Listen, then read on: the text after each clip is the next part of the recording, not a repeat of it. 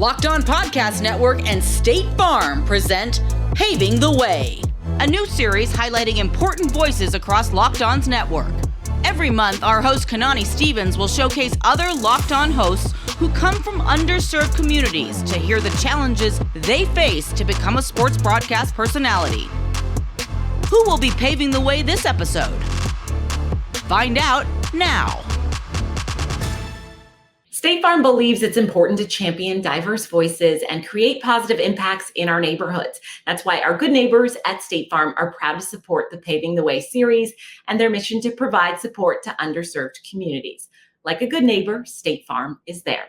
In this week's edition, we check in with John Hickman from Locked On Texans about his childhood growing up in Houston and how he came to cover his hometown team. I'm with John Hickman here from Locked On Texans for this edition of Paving the Way. John, happy to have you doing the happy dance already. I love this for us. We usually try to start out when we talk to our hosts and kind of see what their background was. Did you love sports as a kid? Did you kind of grow to love it? What really got you interested in it first for you? Man, so I'm a 90s baby that grew up in the South, and being outside was mandatory for us. There wasn't a lot of running back and forth. And so, just being on the sports of, football, basketball, falling in love with it, playing with my cousins, playing with older people, just being around it, being in the city, being from the city of Houston, the rich history that we have with football and culture here in Texas. From day one, I kind of just loved it. And sports is one of those, the energy is different when everything is going right in sports. And that's something that I've always loved. I just love how it's like, it can be, your release. It can be, maybe a distractor if you got something going in your life. It can be the fabric of your life. It can be so many things to different people. Did you feel like sports was it intertwined in your family? Is it an interest, an outlet for you? How would you describe it? For me personally, actually, so in my direct household family, sports wasn't necessarily like something that we traditionally did. Actually, growing up, I wanted to be an actor. I took acting classes at one point, was very good at it. Even in high school, my last year, I was an actor for theater arts, won a competition, award for a competition. But it was outside of the house where I felt like I can kind of be my own self. I don't have to feel bad for, talking crazy on court. In that case, on the concrete. I won't be reprimanded for that. I can go up and I can make a play and I can say whatever comes to my mind, and I don't have to worry about my grandmother. That's not how we, get in trouble from there. So sports was a way for me to just kind of showcase a different side of my personality. Always fun and loving, always energetic, but I could also just kind of get a little nastier with it in terms of talking, making plays and making plays for everybody else around me. So sports is something that I gravitated to simply because I can be a different version of myself and I feel bad about it. Very cool. I'm sure you use that now as a host, getting to, talk about your team every single day. Did you know when you went to college or when you went to school that this sports media was something you wanted to do right away, or did you kind of figure that out later? No, I knew when I was like 5-6 years old, honestly. I knew that TV and broadcasting was in my life somehow. Here in Houston, they used to have fun day on Sundays, and so like KHOU and all the news stations would come down. At a very young age, my mother still has a video of this on the VCR tape that's holding on by a thread. I stood in front of a camera and I said, "My name is John Hickman and I'm from downtown Houston." Didn't say Houston at the time. So I pretty much knew I was going to be in front of the camera. When I went to school for broadcast communication, I studied journalism, was a school reporter, covering the football team, covering the soccer team, covering all the teams. One-man army, honestly, did my own stand-ups. Sports and broadcast form, specifically radios, where I really fell in love with it. I felt like it was always in my path. I went a similar route as you. I went to school for it, but when you're in school, you don't really realize what it is, and all of a sudden you're doing 8 jobs at once. It's hard. It's difficult in a way that you don't realize until you're physically doing it. Was there any point where you're like, I don't know about this, or did you just love it so much that you're like, I'm gonna power through? Oh no! So there was definitely points where it's like, man, I gotta work 3 jobs, still go to school, And I was taking care of my brother at the time. He was in high school. I was going to college. And it became a lot. Like, it was days where I didn't want to do nothing. But the thought of where I am now always fueled me. Like, I always knew I was going to be here. So even on those days where I'm just tired and don't want to do anything, I got to get up, got to do something, right? I gotta script out a podcast that I started. I got to see what way I can connect with my mentor at the time, Gordon Williams, to see how can I get better at my craft as a reporter. So it was always something that even when I was on like running off E, I got to find a way to get better. How important was the mentors that you've had in your life help you get to the point where you are right now? Everything, honestly, everything. And my mentors were not always in the same spaces. Mm-hmm. My biggest mentor was my uncle. My uncle always encouraged me that I could have everything I wanted in life and I could do it the right way. And so to hear that, a young Black kid growing up in maybe circumstances that it is what it is, I strive to always, at the very least, try to do things the right way, what we consider the right way. So I owe a lot to my uncle. I owe a lot to my dad, who always told me, rest in peace to him, he always told me that there are certain things that are for you, there are certain things that's not for you. You know, kind of go focus on the things that's for you. My mom, who was the first person to put me on stage, right, to understand I have a personality, learn how to use it. And for Gordon Williams in college, my mentor, was the very first person to pull me to the side and told me, you have something, go start a podcast. And so starting that podcast is how I met my co-host, and meeting him is how we got to ESPN 97.5 during our internship. And then from there, that's how we got to where we are now with Locked On Texans. So my mentors have always played a role in my life, major role in my life in different areas. But the encouraged words was always, you know, do you and do it the right way, and find a way to do you that's different from everybody else. There's truly nothing like someone that believes in you when you have a mentor that's like, you can do this. Because when you go back to it, you can have everybody hating on you. But if I have that one person that believes in me that I can do it, that helps me so much. I don't even have words for it. So I completely understand where you're coming from with that. Because if you have someone that's done it and they're like, you can do it too, like, because you don't always see the people doing the job that you want, right? Especially when you're kids, it's, you look at it, I don't really see anybody doing the thing I want to do. I don't even know if I can. How do you get over those kinds of things? Do you just visualize it anyway, or how did you kind of deal with that as a kid? Well, I found ways to watch people that look like me. So every Saturday after cartoons, Inside Stuff was coming on. Oh, yeah. And throughout the course of broadcasting, specifically for sports, we have the Stephen A's, we have a lot of legends. But in my eyes, nobody is topping Ahmad Rashad. That's simply because Ahmad Rashad found a way to be fun by still getting the job, while still getting the job done. One of my favorite episodes was when he was with Shaq, right? And those are two comedian, fun personality guys on TV. I'm laughing, but they're still getting the job done. Mm-hmm. So I was always able to find a way. My grandmother was a librarian, and there was times where I couldn't cut the game on. I couldn't play the game. I couldn't play TV. I got to go research something for Black history. And so my interest was, let me go find something that I actually like and what I want to do. So just going through that process and seeing people that look like me. Ultimately, overall, I feel like I'm never going to lose. I'm going to go through hard times.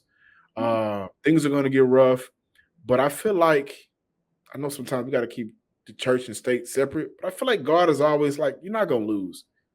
So I'm not a loser in a sense of I'm going to find a way. And it may be different. I'm very hard-headed. I'm proud to say I'm hard-headed because I find ways to do things the way that I want to do it, in the way that I can actually be 100% in and not kind of be controlled. So I just always kind of knew it. I love that. You got to back yourself, right? If no one else will, you have to back yourself. Yeah. How did you end up with Locked On? Obviously, you went to school for this. You were like, this is where I need to be at.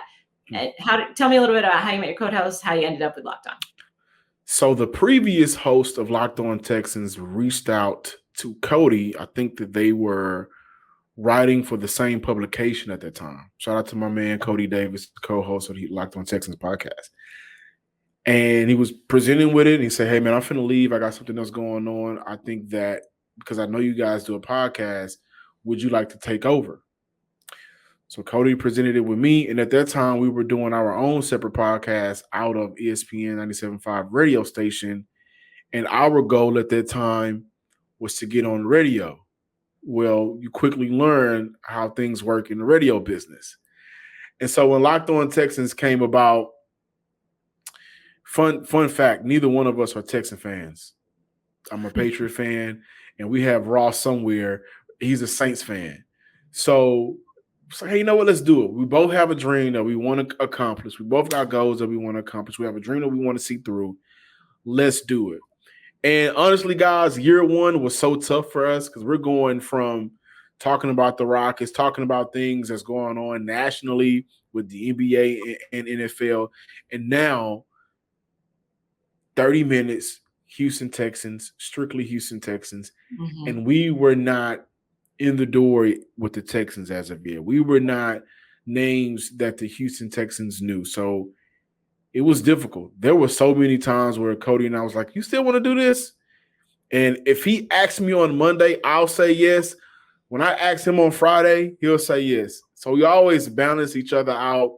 But that's how we got there. We are going into, I believe, year 4 of covering the Houston Texans. Each and every year, we've got closer to the franchise. We've got better. We've gotten more access. You know, players know Cody. Players know myself. And so that's how we got here. Kind of hard work and not giving up, even when we really at times kind of was like, you know what? Because I can go do some overtime. I got bills to pay for. So, but we just kept doing it, and we're here. Sometimes people don't understand talking about the team for like 10 minutes at the bar or whatever is completely different than trying to do a podcast every single day about the team in the off season when you're like, I have nothing to talk about today and still making a show out of it. Can we talk about that for a minute? Just for a second, not a minute. Listen, when we say your team every day, we mean it. We mean it. And we may get a day here or a day there to kind of take a break. But then a lot of times when you get in a groove, you kind of make that day up. And there's also something going on. And for Cody and myself, we had to sit through and talk about the Deshaun saga, Nick Caserio saga, so much of what's going on. This past offseason, it was so much hype around it. We were doing 6 shows in 1 week a couple of times. So the Locked On Podcast Network, can I say we got some hustlers? I think that's completely. We got some hustlers. We work. One thing about the NFL side, we kind of partner and bond with one another and see what they're talking about and pick each other's brain, man. And it's one big family, but it's a family full of workers. We all work. There's no non-hard workers that I've met anyway, because people are always busting their butt trying to get good product out there. And I know you talked a little bit about this already, but you did have some bad stuff that you had to cover, some difficult stuff, some bad teams at the time. Did that help you be a little more creative and with how you were putting shows together? Where you're like, well, I gotta make something out of this. You know what that helped us do? That helped us say, you know what? Let's focus on the good. Mm-hmm. Because talking about the bad was easy. And not when the bad was happening, of course you report on it and you talk about it, you focus on it and for a moment.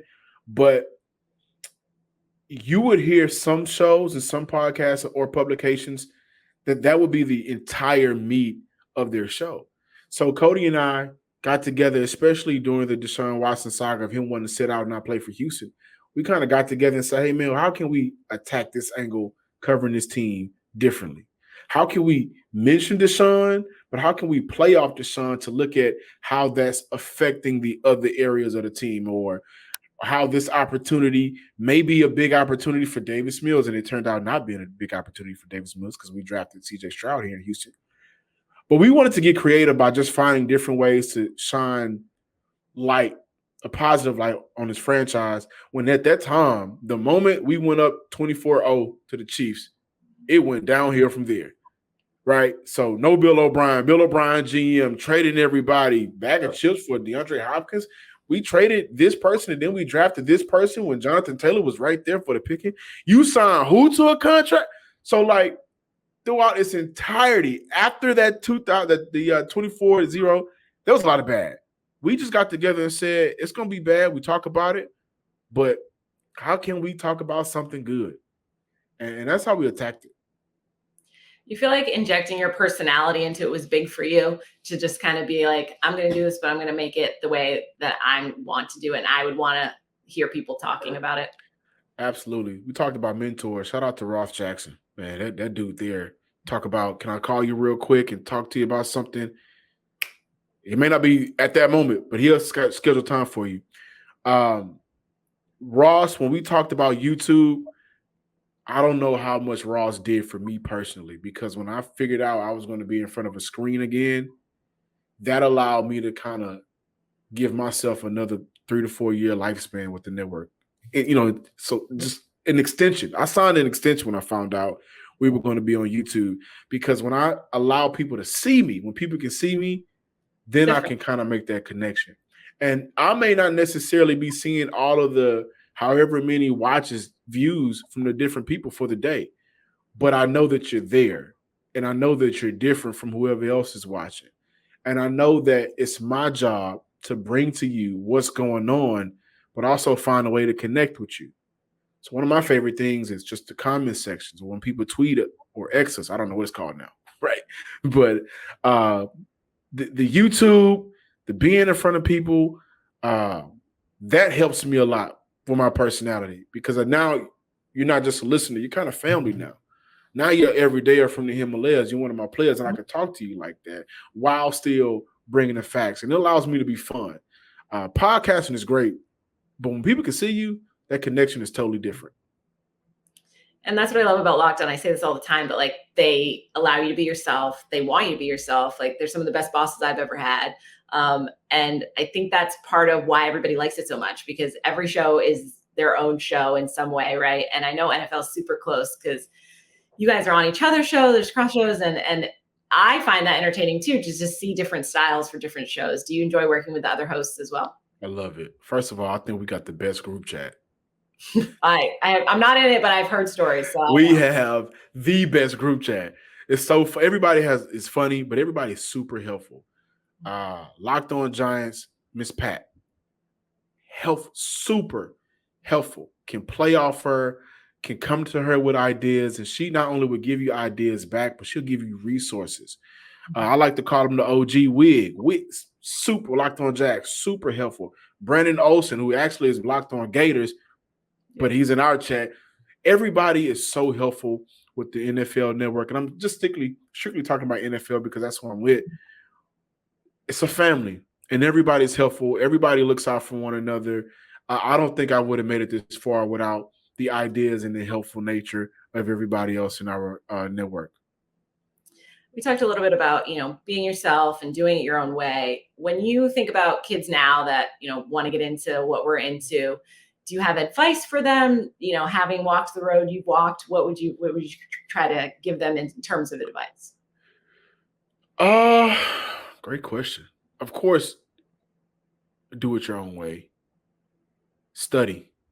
Mm-hmm. Study. I think studying is one of the greatest gifts that we can have, because there's so much material we can pull from. Mm-hmm. The game alone of NFL is 100 years old. So with the tools that we have now, the PFFs, Pro Football, like all of that, you can go back and use as references to talk about things that's going on today. Studying the game, studying what's going on, whatever it is, whether you're in school to be a law journalism, in law, or sports, or media, I don't know, just study it. And find a way to represent where you're from that is allowing you to be comfortable, mm-hmm. and people that's where you're from can be proud of you, and you're not allowing that to hold you back, right? Mm-hmm. Let the world see who you are, because I think without that, then who are we as people, right? Where we grew up, our experiences make up who we are. So show them that, of course, in the right way, the proper way, and have fun doing it. If you don't have fun, Why are you then don't do it. Why do it? Again, we joke about your team every day, and we're doing it every day. I wouldn't do this every day after having 8-hour shifts, 10-hour shifts, 12-hour shifts, and everything as an adult that comes with it if I truly don't have fun. So have fun doing it. Absolutely. I love that. And I love that you touched on be yourself, but also be prepared because, right, like know what you're talking about when you go out there. That was always big for me. Stay ready. Don't got to get ready. I love that advice. I know you're covering your team every day, so you know your team back and front. How have you seen your channel grow over that time? And then now with CJ Stroud and where the team is at right now, there's a lot of hope behind it. There's a lot of talk, and I'm sure there's a lot more fans coming your way. Man, we've grown a lot, honestly. We've grown a lot. Like I said, YouTube has really helped us out. We've grown a lot. I think the biggest area that we've grown in is having more access to the franchise and being able to take what we've learned or been around with it because of that access and be able to report it and talk about it, discuss it in podcast form. With CJ Stroud, with Will Anderson, with Derek Stingley, with one of the better personalities on the team, Damian Pierce, who I had an opportunity to interview last year at the Senior Bowl. The sky's the limit. It honestly makes the idea of contemplating at some point leaving difficult because it's kind of like your baby in a sense, right? Like we came on Locked On when it was Locked On Texans when it was already a podcast, but it wasn't YouTube yet. And so I don't see a limit on where we can go right now. I don't see a limit on how far we can grow because you got two guys, and Cody and myself, that love what we do. We work, and we want to continue to see this channel grow. I'm actually neighborhood famous. I've been stopped by 6 different people. They've called me in different places, and they say, "Hey, are you?" I got free Chick-fil-A one time because of that. Oh, you should have started with that. That's way better than getting recognized. You get free I got free Chick-fil-A. A guy was looking at me behind the counter. He was like getting food ready. He was like, "Hey, are you on YouTube?" I was like, "Yeah, man." He was like, Locked On Texans. I was like, "Yeah, that's me." So he looked around. He was like, "Hey, man, I love y'all show. I go to school at U of H. He's going to school for this." When he looked around to make sure nobody was looking, he's like, "Hey, man, you want something for free?" I said, yeah. Yes, I do. Yes, I do. But that's just the impact the show has been having when I look at the channel, and we want to continue to grow. So obviously huge things for the podcast going forward. You can do with it whatever you want to as this process. I'm talking too much. Great. Too many words. I know it. I know how that is. I know where I'm going. All right. Okay. 3, 2. John, you've done so much with Locked On Texans. Where do you see it going forward? How do you see your life going forward? Where are you at right now? Again, I think Locked On is finna, especially with the Texan podcast, but the network in general is going to continue to go to new heights. In life, man, in a couple of months, the projected date is November 13th. I will be a first-time dad. I'm having a baby girl. Her name will be Kiera Simone Hickman.